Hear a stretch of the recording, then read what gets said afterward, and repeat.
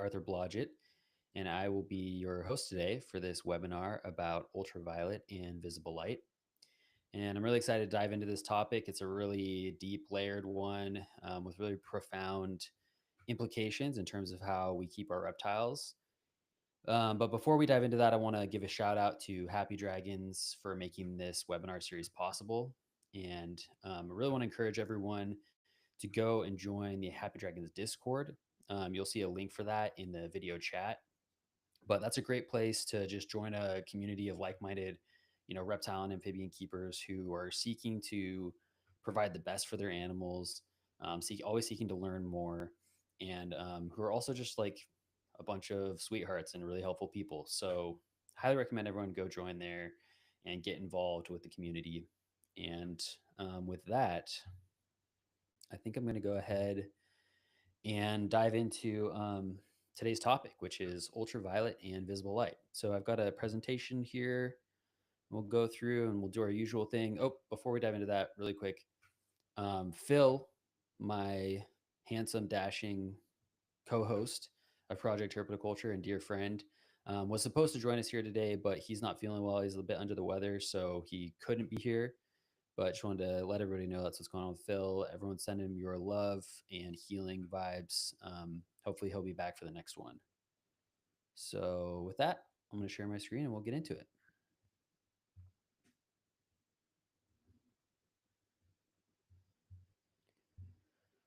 Okay, so Herpetoculture Fundamentals, UV and Visible Light, presented by myself today. So few subjects in herpetoculture have elicited more impassioned opinions and heated discourse than the applications of ultraviolet and visible light for captive herpetofauna. And some have argued that providing UV and visible light is not necessary for the long-term well-being of some species, and they'll cite breeding successes or other accomplishments as sufficient evidence for this assertion. However, the scholarship on the subject is not ambiguous at all. And from all the considered evidence available to us, it's clear that all herpetofauna benefit from the application of UV and visible light when it's provided appropriately. And so this is what we're going to be exploring today. So given that the focus of this series is to explore science-based husbandry with an emphasis on improving animal welfare, we're far less concerned with what captive herpetofauna need in terms of minimum standards, but rather what is proven to improve the conditions of captive herpetofauna. So as such, we'll proceed under the understanding that carefully providing UV and visible light is good practice based on the available evidence.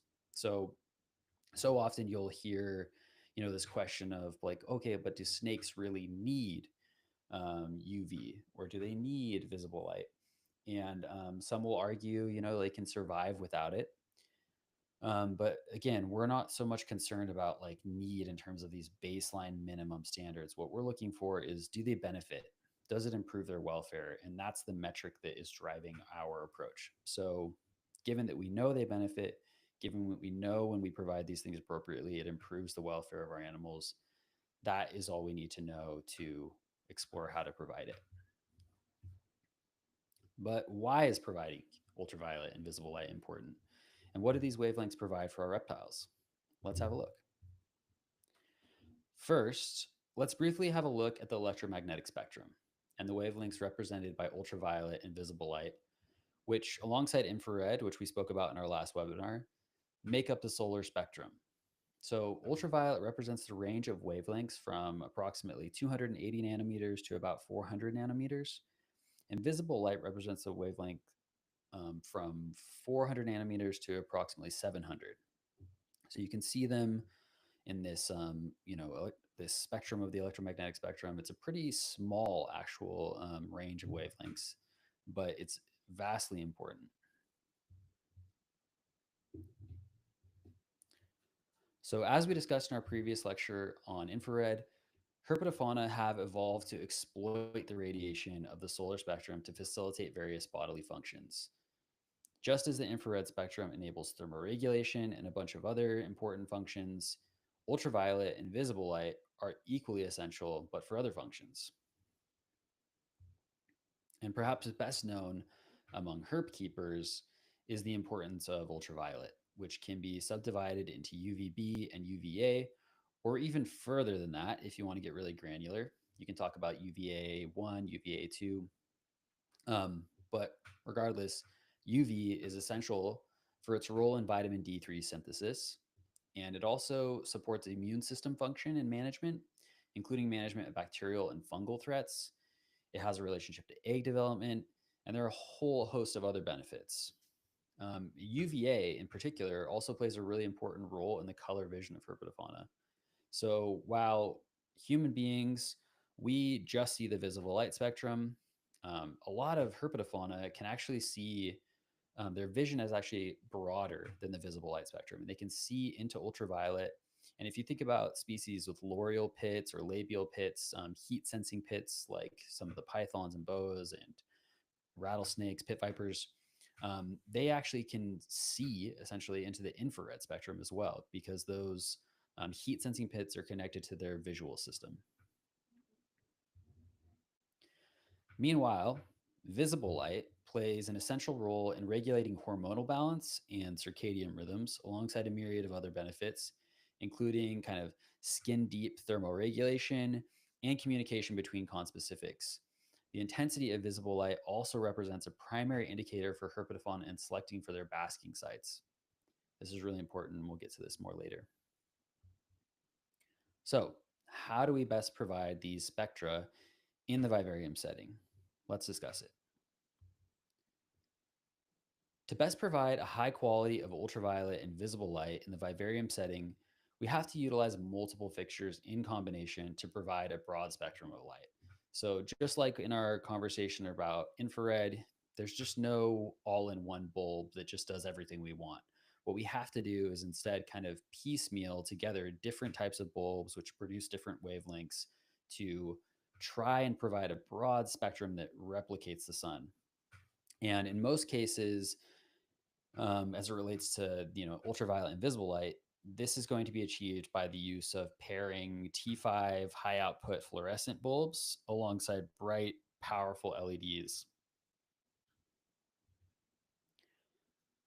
And we're going to talk now about selecting the appropriate UV T5 bulb, which can often be really intimidating for folks. It can lead to a lot of questions, and it is kind of a bit of a clunky process. You have to put together a lot of different information about your animal. You have to learn a bit about your animal's natural history.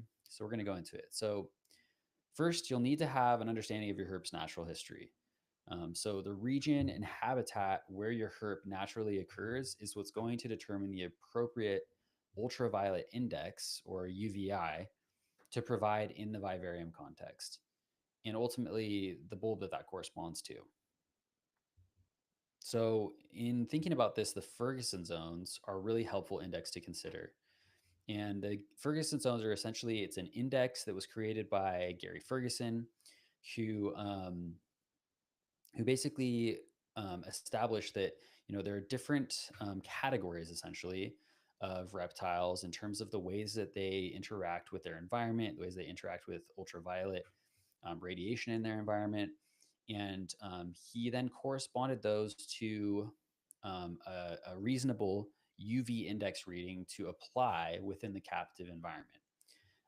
And so Ferguson Zone 1, which has a UV index reading of about zero point 0.4 to zero point 0.7, would correspond to shade dwelling species or crepuscular species.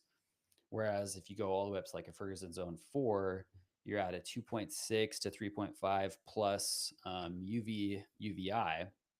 That's going to apply to like midday basking species. So think of like your arid agamid species, like your amastics and stuff like that. And the best quality bulbs are manufactured to achieve relatively consistent UVIs at specific distances. So Zoomed, Arcadia, and Exoterra has a new very high output T5 that they've just released. These are all manufacturers with good options for achieving that. And usually they'll have manufacturer labeling that will suggest what UVI will be provided at different distances from the bulb. So once you've established an idea of the appropriate UVI for your herp, you've done some research, you've determined, okay, my species, maybe you keep something like a polychrus, like the monkey lizards that I work with. These guys are um, kind of just below midday baskers. So I'd say they're Ferguson zone 3. They're not going to be fully out. They're not in like arid environments. They're in tropical environments that are a little bit less intense UVIs outside, but they still spend a lot of time openly basking. So once you know that, you're empowered with that information, you can then go about setting up the correct bulb and the correct basking zone distance from that bulb for your reptile. And to do this, it's really helpful to have a tool called a solar meter. The solar meter 6.5R is a great option. And these are kind of pricey. They're a couple $100, $300. But it's one of those tools that if you can make the investment in it, it will pay dividends in the long term, because you can use it not only to help establish how you're setting up your bulbs and ensuring from like real time data that it's the appropriate UVI for your animal. You're also able to track the kind of degradation of the bulb over time. So as we all know, T5 high output bulbs, they slowly degrade over time. The quality of UV that they produce degrades over time. Most of them are good for about a year, but it really depends on the manufacturer and it depends on the bulb. And it's really helpful to have, again, real time data to determine where that bulb is. In my case, it's actually saved me money because I'll find that sometimes those bulbs are good for 18 months or something like that. And whereas if I hadn't known that, I might have replaced it at 9 months. That said, if you don't have a solar meter or you can't afford to invest in one right away, you can also follow the manufacturer labels as a guide to establish your basking distance. So on the screen, you'll see next to the solar meter image there is one of these manufacturer label images. This is for one of those new Exoterra very high output T5s, and you can see it's got, it's basically a graph charting the distance from the bulb and the corresponding UVI that you can expect to achieve. But regardless of whether you're setting it up with the guide, the manufacturer guide, or you're using a solar meter, it's always important to remember to set up a gradient to be sure that you have options for your animal to escape the UV completely if it so desires. And maybe even the option to get a little bit higher on the UVI than you might initially expect. So, um, I'm not saying you want to give your animal an access to like a UVI of like a 7 if it's a midday basker, but you might want to give it a UVI of like, you might allow it to get up to maybe a 4 or a 4.5, something like that. And again, what you're seeking to do in that is to empower choice in your animal. What we're doing is we're trusting our animals to be able to self-regulate within safe boundaries. We're kind of setting the playing field, and then we're trusting them to play the game appropriately from there, so to speak. So that's a little bit about visible light, how to set it up using T5 high output, or ultraviolet, I'm sorry. But moving on to visible light. High power LEDs typically are going to provide the best desired intensity of light for your visible light. And there are a variety of good options to explore in that regard. You can look into high quality plant lights, to reptile branded products such as the Arcadia LED Jungle Dawn line. This is like a great application for if you're going to join that Discord.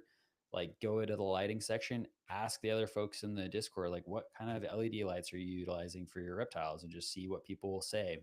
Because people have different kind of preferences according to their needs, their animals needs, and also just their own personal again preferences. And that can be a really helpful way to kind of explore, because there's an abundance of options in this regard. And in terms of importance, visible light is probably the most overlooked aspect of the solar spectrum as it relates to herpetoculture. I often find that there's kind of a hierarchy that gets placed around animal lighting, with kind of your infrared and your UV kind of being placed at a greater level of importance than visible light, when really they're all equally important, but for really different reasons, because they meet, again, different needs for your animals. And visible light, it's something that has been kind of better understood in recent years, thanks to experimentation from some reptile lighting experts, such as Roman Murin. And to illustrate that, we can think about how reptiles have evolved, right, to utilize sunlight. And sunlight contains all the wavelengths of the solar spectrum at once. And that the intensity of the light that it produces is going to far overpower any of our bulbs that we're utilizing for reptiles. And this, how this relates to then captive conditions, is to consider that, like, very often reptiles, because again they're responding to this all-in-one light of sunlight in nature, they're often going to prioritize basking based on the intensity of the light that's available to them. And so in the vivarium context, this is usually means favoring the LEDs, which will produce the most intense light and which boast greater power density when compared to something like a halogen or an incandescent or a T5. So because those LEDs are so much brighter, they're so much more intense.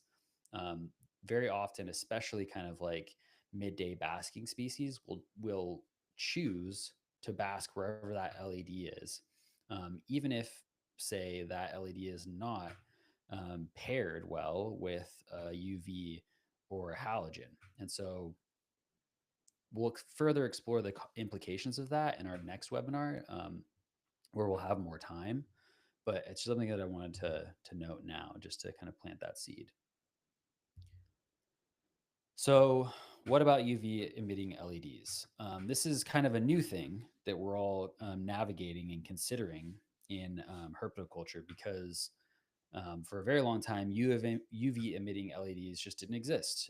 But really, within the last like 5 years, several brands have emerged. And we have this rapid progress of efficient LED technology that has occurred, and corresponding to that, there's this increasing global trend of regulation on lighting to prioritize energy efficiency. And so, standard household incandescents and stuff like that have been banned in many jurisdictions in favor of LEDs, which produce, actually, they produce a lot more light in terms of lumens, in terms of par, than incandescents would, but they're also more efficient, which is the best of both worlds in some ways. And several reptile brands have sought to capitalize on that by combining the powerful visible light benefits of LEDs alongside UV emitting LED diodes to provide a two-in-one light. And of course, like, in theory, this is a great idea, right? Because wow, it would be so nice to not have to have a T5 and an LED. It would be so great if I could just have an LED and it did everything. As this Yarrow spiny lizard is saying, it's like, I would like to have it all. Um, However, in practice, the current suite of UV emitting LEDs are limited in the spectra that they provide. And that has potentially harmful consequences on captive herpetofauna. So essentially, as we understand UV wavelengths, there is both within across the spectrum of the wavelengths, there's both the accelerator, essentially, for the vitamin D3 synthesization process, and the brakes. They're all incorporated into across that spectrum. And a lot of the UV LEDs are heavily weighted in the direction of the acceleration, and lacking in the direction of the brakes. And there are very valid concerns, and there's also some scholarly evidence to support that this is already occurring. This can lead to hypervitaminosis in our reptiles and other potentially harmful consequences. And so, um, that said, there are some UV LEDs currently on the market which do provide really excellent UVA wavelengths.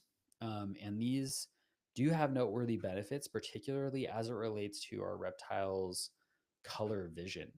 Um, excuse me.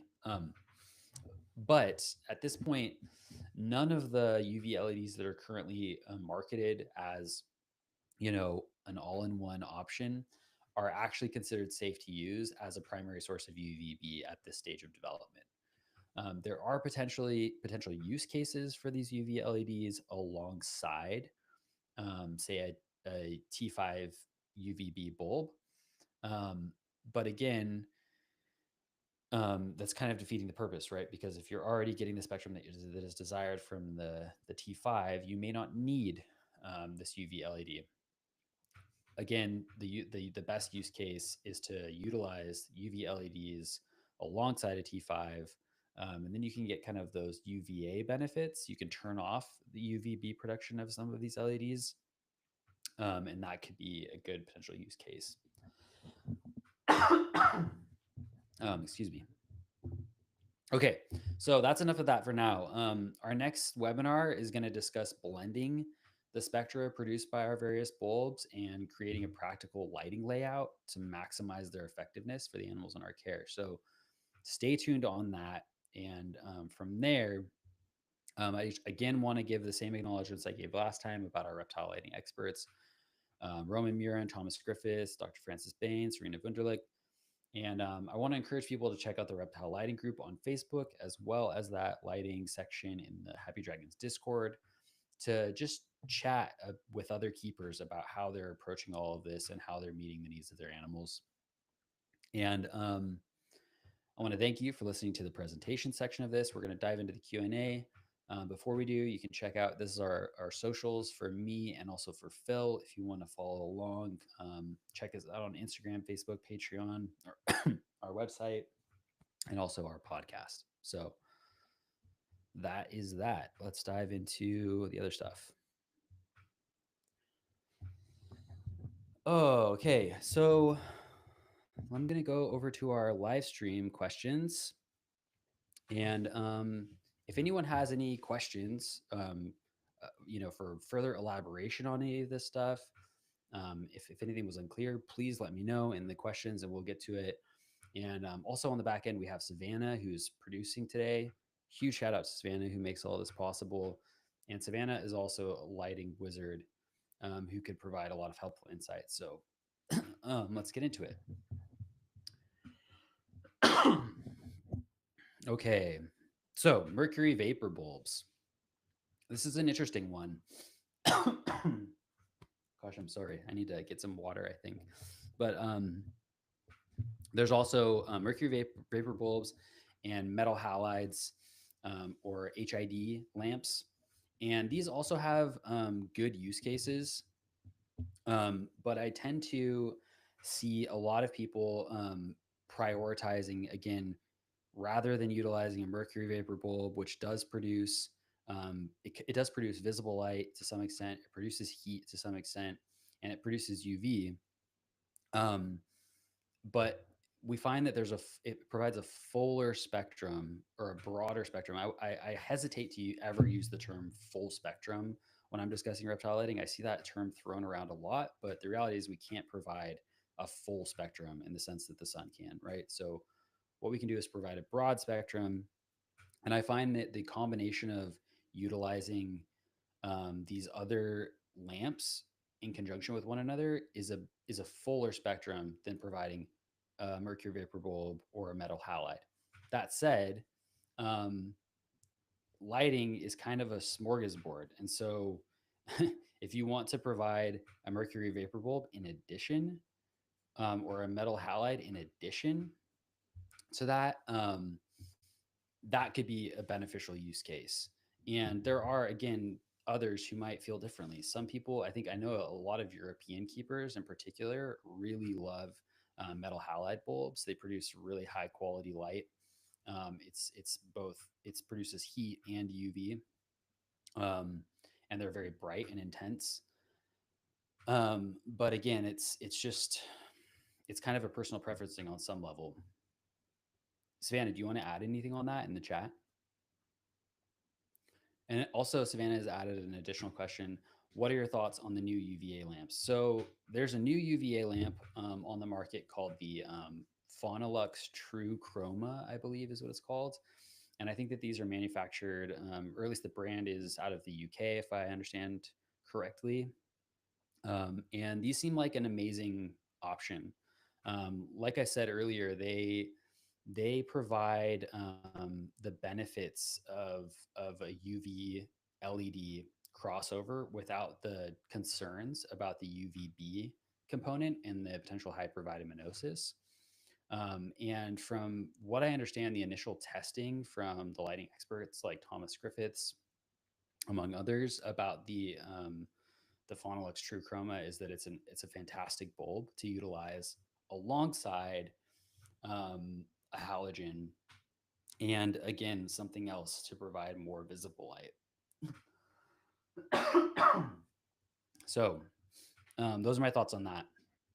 It does seem that that bulb is what's really special about those bulbs is that they're designed to prioritize um, the actual vision of reptiles. It's designed with the reptile vision in mind, and so it's perhaps the first light that is able to accurately cater to the way that reptile vision has evolved, which is a really profound implication, and it's something that I'm actually really curious to try. I think that I'll speak a little bit more to those in our next webinar as well, talking about layout, how I would use those in terms of a layout alongside a halogen and the other bulbs to again meet this whole broad spectrum intention. So Savannah says that metal halides are wonderful, but they don't have good longevity for UVB. So the UVB can essentially where it can degrade over time, as I spoke to earlier, and that makes sense because it's this bulb that's producing a lot of heat, and we do know that when our ultraviolet, when like our T5 fluorescent bulbs get too hot, that also tends to expedite the degradation process. That said, after that loss, the UVA is still really good, and the heat is still really good that's produced by those. But they do also have this like longer burn-in period. So the burn-in period is kind of the initial period of once you've got that light turned on. Sometimes it can take hours to days for that bulb to fully burn in and actually kind of settle into its spectrum, if that makes sense.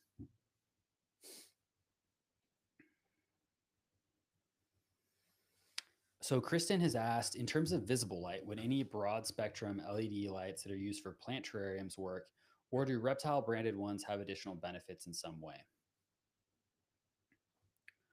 In terms of visible light, I would say that a lot of the plant terrarium lights can work. Um, I tend to avoid lights that have like lots of different colors in their chip diodes, but a lot of plant lights don't have that. They're more focused on bright white light diodes. Typically, what I'm looking for is a range of diodes in around 6,500 Kelvin color temperature, and then the highest lumen I can get from those lights, which is just the brightest light possible. Um, a lot of the reptile branded ones are basically the same technology as the plant lights, but some of them are just kind of overpowered in a sense. Like I remember when for example, the Arcadia Jungle Dawn LED bars first emerged on the scene. It was kind of like this big moment because they just create such a profound amount of light. Um, but they're it's essentially the same technology. So yeah, as Savannah's saying here, they work just as well and sometimes are even better, assuming they're that broad spectrum. But they could also even cost more than the reptile branded ones, which for some people that's fine, right? But um, and Savannah's also asked, can you explain more on how heating and UV lighting go hand in hand? Um, that's kind of what I'm going to be speaking to more in the next webinar. I guess I could speak to it a little bit now, but essentially, and this will be again the subject of the next webinar in more depth. But what we're seeking to do is overlap these different forms of light, these different the spectra created by our different bulbs, and so the best way to do that is to consider how we're approaching our lighting layout when we're setting everything up, and make sure that the again the beam, the essentially light beam, is overlapping sufficiently. Um, and I think that that's probably what you mean, Savannah, when you say that, how they go hand in hand. And again, that's why it's important to like consider the placement of your LEDs in conjunction with your UV and your heat, because again, because they're often overpowered in terms of that power density concept, that light intensity concept. um, they can, if you have your LED opposite on the other side of the enclosure, that then of your UV and halogen bulbs, your reptile might actually instinctively choose to bask under the LED and not receive the benefit of these other bulbs. And then what size and length should the visible LED and UVB lights be each be relative to enclosure size? So this is a really fantastic question and something I think about a lot. And there's a couple different approaches you can take to this. So this is again something I'll be discussing in more depth in the next webinar. But basically, um, a lot of people will approach it. They'll try and find fixtures that cover the broadest distance across the vivarium possible, and then so they'll create a really broad area of visible light and UV. And then what they'll do to create the gradient and help to enforce that gradient is they'll incorporate a lot of cover within the vivarium to allow the animals to move under objects, under plants, under foliage, that kind of thing, to essentially avoid um, the the exposure as desired, and to thermoregulate. And that tends to be most often the approach that I personally use. That said, it's equally valid to instead choose, to select fixtures that are, say, half the length of the vivarium, and designate a specific kind of basking zone, so to speak. Um, because I am really interested in creating gradients, and I like to give my animals the option to say, perhaps they want to bask under the UV or the visible light, but they're actually not really wanting to be underneath the wavelength of the halogen. That is why I provide those broader fixtures, because it'll allow me to say, okay, over here, the reptile can get all three. They can get visible light, they can get infrared, and they can get UV, or they can shift a little bit over to the right or the left, and they can get a little bit of UV and visible light, but without the infrared if they desire it. But again, this is up to personal preference, and there's also, I think, it helps to know your animal, and their particular habits and their ecology, their natural history, and determine from there. So I hope that was clear.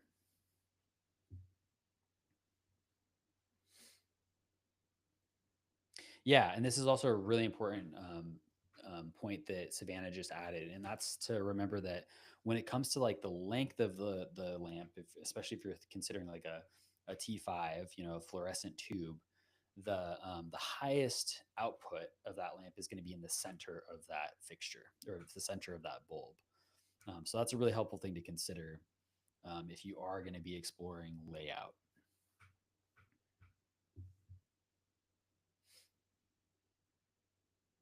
Is there anything that you would add on that, Sav? Of course, my pleasure, Kristen. Thanks for the question.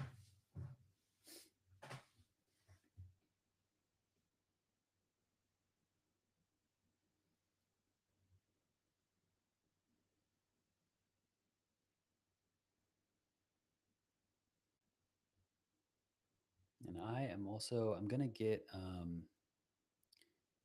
I'm gonna get a PDF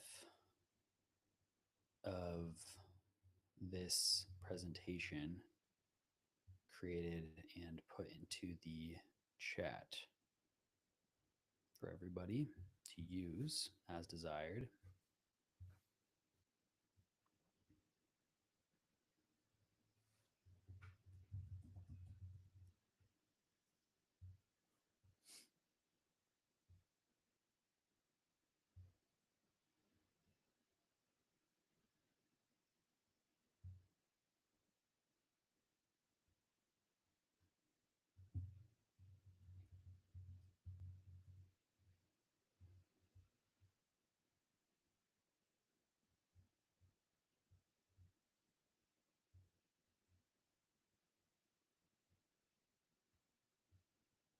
right. Any other questions, thoughts?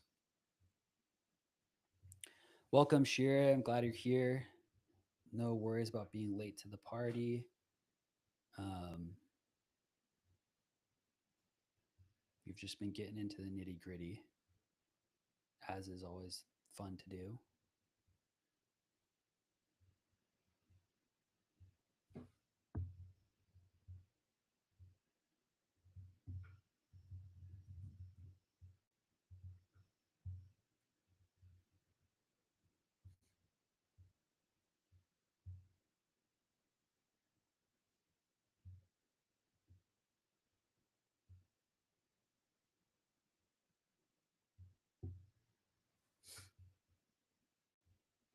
Yeah, please watch the replay, and I would love your feedback too, Shira, because I know that this is a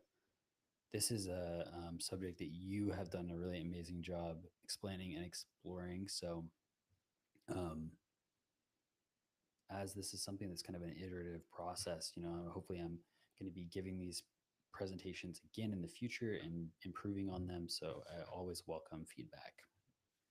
That goes for everybody who watches these. Um, see if I can get this file uploaded so I can add it.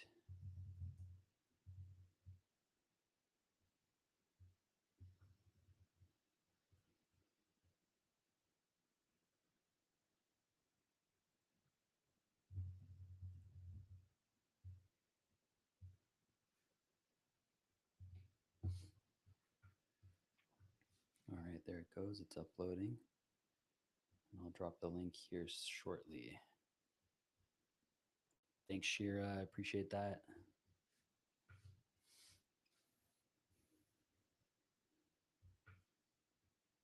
Sav, is there anything that you feel is missing from this today that we've gone over so far that you would want to explore in more detail? I really trust your discernment on this subject, so I'd love to hear.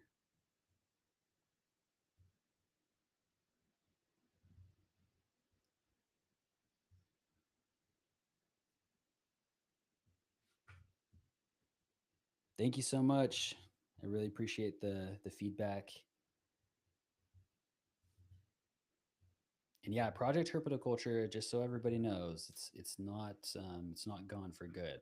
We're going to be returning with new episodes hopefully pretty soon. We are actively working on that, recording and um, moving in that direction, which we're really excited about. So really appreciate the support from the folks that have listened to the podcast and tuned in from there. Thanks, Sav. Yeah, there's a part three, Shira. So part three is going to be talking about kind of blending the spectra, as I like to say. So how we lay out our lighting. I had originally considered, oh, maybe I'll just include that in this webinar, but I actually think it's like it's enough of an important subject that it warrants its own webinar. And so I'm going to be doing that one next, hopefully here in just a couple weeks.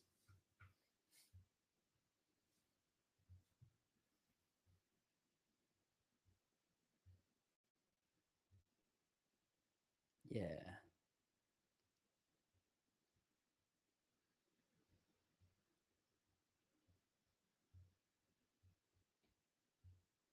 All right. Well, I'm going to give it a couple more minutes here.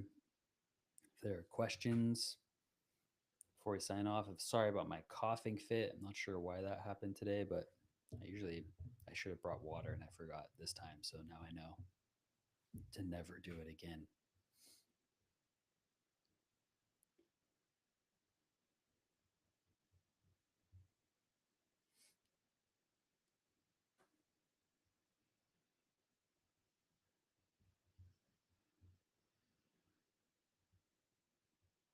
Oh, yeah. Yeah. Don't forget to like and subscribe, everybody. Thanks, Shira. We do really appreciate that. Oh, this isn't UV or visible lit, but can you explain why some lamps break quickly? Um, I'm not sure. Specifically incandescent. Are we talking about like when we're using our hands? to install them. I think that this may be what you're hinting at, but if I am off, then please let me know in the chat. But it is true that yeah, some bulbs will burn out quickly or break quickly, particularly incandescents and halogens, and that tends to be they tend to be prone to doing that if we use our hands without gloves when we're installing them, because essentially like the oils from our fingers can condense on those bulbs and cause them to burn out more quickly. So for this reason, I always recommend when people are changing out their bulbs or installing new bulbs, um, um, to use gloves or like a towel, something like that, to kind of create a barrier there. Um, and yeah, so you're speaking to using heat lamps last month that last maybe only a month or two, and sometimes the filament immediately break fixture issue. Honestly, I think that that might be quality control issue from bulbs. I've had that too with some bulbs, some brands worse than others. Um, and what I think that that's what I attribute it to, not the actual fixture, but it could be a fixture issue as well. I think that, I mean, those are the two major factors to consider, right? Is like fixture and bulb. And in my experience, I think it's typically bulbs, because I'll have like a fixture where I'll use the same fixture and maybe a bulb will last 9 months, and then I'll replace it and that one lasts for like a month, before it burns out.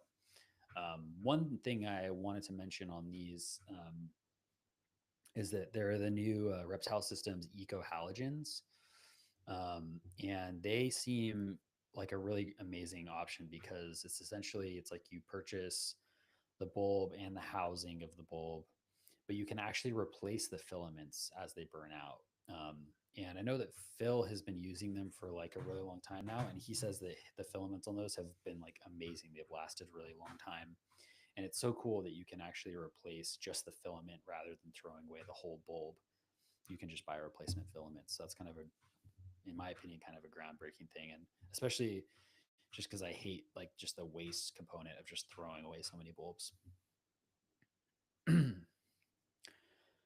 I've always been interested in the Zoom Ed Nano lamps, but haven't heard great things. Wasn't sure if the fixture of the lamp was the issue. I think that the lamps aren't great. So I actually do use nano halogens a lot for my rearing enclosures. So these ones over to my right here, I guess my left on the screen, um, they they are great, I think, for providing again the benefits of a halogen, but in a smaller enclosure. But I haven't used or the ones the Zoom Ed branded ones that I've bought they've just been pretty poor quality, and so I've bought a bunch of other little nano halogens, and they've worked great for me. I think that some of the other brands I've used AnyRay, I think is one of the brands, or Satco is another one. Um, and I think that the style of the nano halogens I use, I think they're called MR16s. So they're a standard like E26 or E27 screw type bulb, rather than the like, I think they're called GU10s, which are like two little prongs. Although I think that Zilla makes a fixture for those kind. I haven't tried them, so I can't speak to how well they work. But um, I think that I know a lot of people are not fans of nano halogens, but I think that they're absolutely great use cases for them. Yeah, a bunch of different ones from different brands. Same here. It's kind of a bit complicated in that respect. All right, looks like this file is uploaded.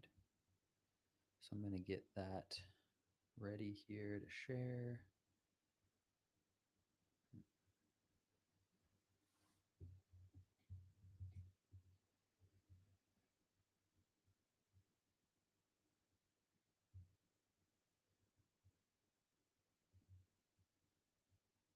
Oh no, an error is occurring, of course.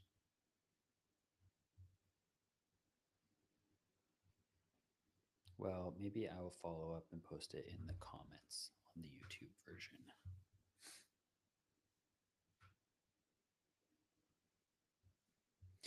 Yeah, that's exactly why I like to use the nanos as well, is because of how short they are. Having stacked enclosures and external lighting, it does take up so much space, right? It's like I'd rather that space was or that volume was given to the animals, right, rather than to the lighting.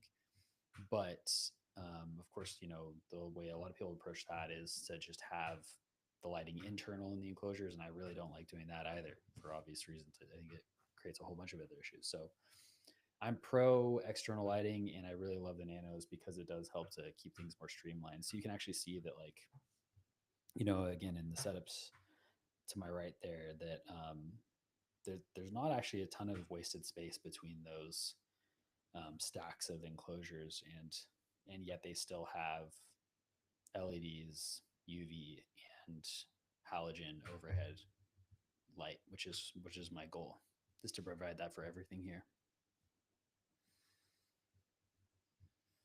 Yeah, nano halogen for the tarantula, of course, that's a great application for one of those. Yeah, and I love that too. This point that Shira just made about, like, you can have two nanos inside to cover more area, which I also totally recommend for a lot of folks. It's like, I actually, in a lot of cases, I would prefer to have, like, say, two 25-watt nanos right next to each other rather than like one 50-watt or 35-watt, larger standard halogen, because it can actually create a broader basking area for the animal.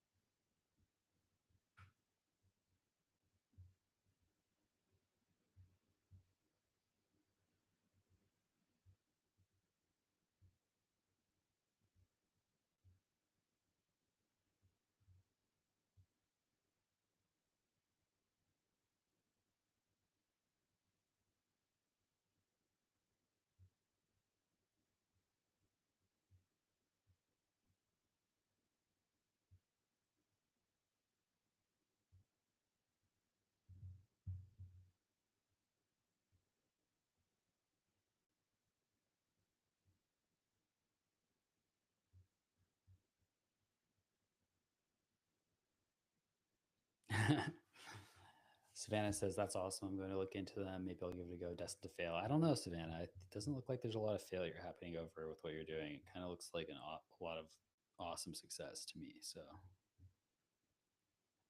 and I just dropped the drive link in the chat. Hopefully that works.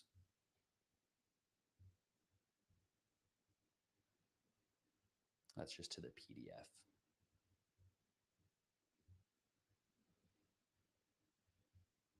Uh, everything Savannah breaks everything software related, so doesn't have faith in hardware. That's totally reasonable. I can actually relate to that. I don't know if you've noticed, but I have this whole relationship to technical difficulties, which may have to do with why you're producing this and not me. So yeah, we can relate.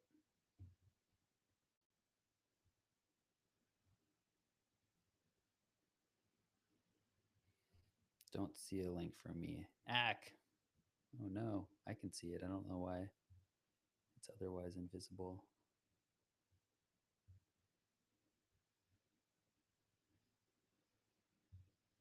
Put it here too. See if this works. I don't know. Regardless, I'll make sure that it's in the YouTube description when this gets uploaded. All right. So any kind of last questions or concerns or thoughts that anyone wants to share regarding this subject of UV and visible light?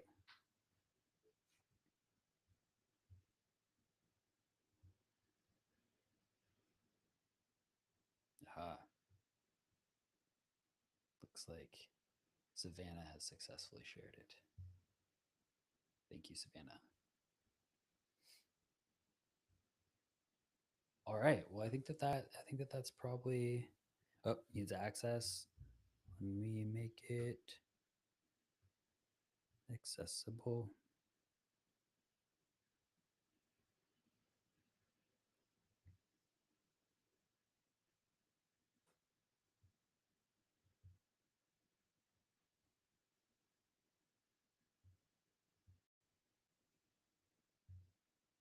Okay, it should be anyone with the link can now access it. So hopefully that works. If not, I may need to generate a new link, which I can do.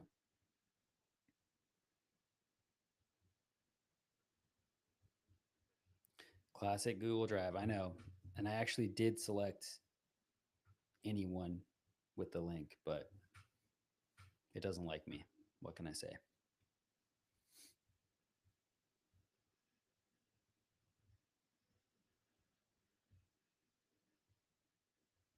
Hopefully that's good now. Hey, my pleasure. Yeah, thank you so much for lurking and learning. That's the good stuff. I really appreciate you tuning in. Yeah, I appreciate everybody who's tuned in and everyone who will tune in the future. When this gets uploaded to YouTube, hopefully we can share the link out there.